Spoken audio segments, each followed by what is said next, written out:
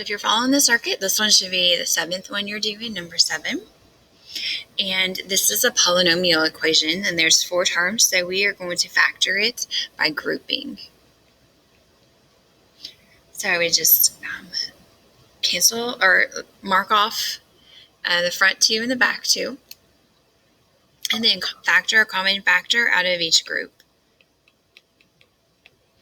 So the first group have x squared in common.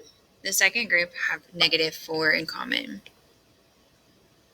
So remember that if the third term's sign is negative, you do have to factor out a negative. Okay, and this worked out exactly like we needed it to.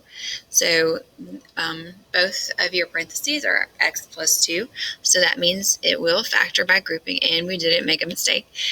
So what you factored out is one of your factors, and what was left over is the other. And if you're ever unsure about this, multiply it back out, and you should get what you started with.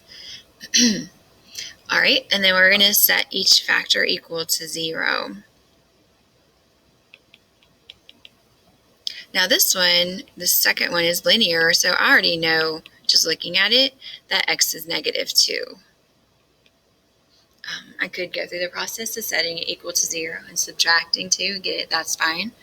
But I know what that is. This one, you may already know, but we're going to go ahead and solve this little baby quadratic equation by adding 4 and then taking the square root. Just be really careful that you do the positive and negative square root, because there's 2 numbers you can square and get 4, 2 and -2.